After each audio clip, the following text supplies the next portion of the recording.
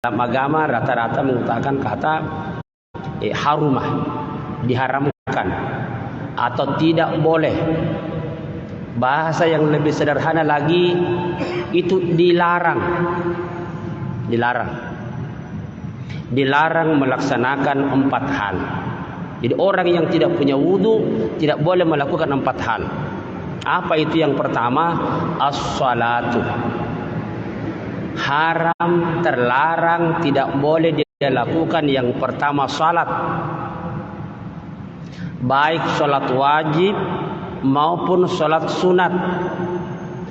Baik salat yang hukumnya fardu ain, demikian pula hukumnya fardu kifayah. Baik salat adaan maupun salat qadaan. Nah, seperti yang kita sampaikan sebelumnya, termasuk di dalamnya adalah pelaksanaan salat janazah. Selama kita mengatakan salat, maka orang yang tidak punya wudu itu tidak boleh melakukan salat. Salat apa saja, baik salat fardu, sunat, fardu ain, fardu kifayah, adaan, qadaan, semua tidak boleh dilakukan kalau seseorang tidak punya wudu. Kalau seorang tidak punya wudu, iya, tentu ada pengganti wudu bagi mereka yang terhalang untuk menggunakan wudu. Ada.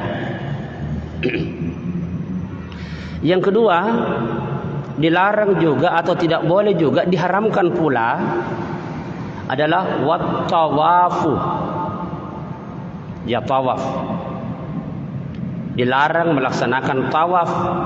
Tawaf ini tempatnya hanya di sekitar Ka'bah saja. Jadi tidak ada istilah tawaf dalam hal ibadah.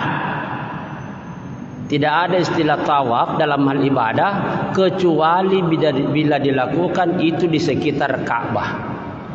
Dan setiap tawaf mesti harus punya wudu. Ini tawaf ini macam-macam juga. Ada namanya tawaf rukun yang kita kenal dengan istilah tawaf ifadah bagi mereka yang melaksanakan haji. Ada namanya tawaf qudum. Sama kalau kita baru masuk di masjid, itu namanya salat sunat tahiyatul masjid. Ya, tawaf qudum bagi mereka yang haji ifrad.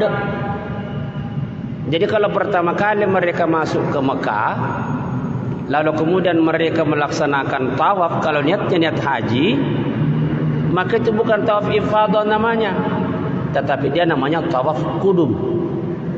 Tawaf papak diolo, atau bisa dikatakan dia semacam dia masuk ke masjid, dia melaksanakan salat sunat tahiyatul masjid dulu. Sama bagi kita kalau masuk ke masjid, nah, kan ada beberapa salat sunat di situ, Pak. Kalau waktu yang kita lihat itu masih lama,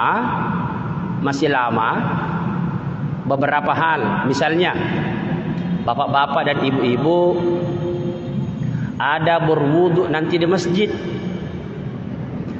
Kalau kita datang ke masjid, itu beberapa salat sunat yang bisa kita lakukan. Pertama, salat sunat wudu. Sampai kapan salat sunat wudu itu bisa dilakukan? Ulama kita berbeda pandangan. Ada yang mengatakan setiap selesai kita berwudu dianjurkan untuk melaksanakan salat sunat wudu. Ada juga yang karena panjang perjalanan, nah itulah sebabnya tidak boleh kalau tidak dalam kondisi darurat atau dingin sekali, kita dilarang itu mengelap badan dari bekas air wudu. Karena ulama sebagian mengatakan selama masih basah anggota badan kita, maka hukum melaksanakan salat sunat wudu itu masih bisa dilakukan. Nah, satu. Yang kedua, salat yang bisa kita lakukan setelah masuk ke masjid adalah salat sunat tahiyatul masjid. Nah, sama tadi ini kalau kita masuk di Baitullah, Baitullah.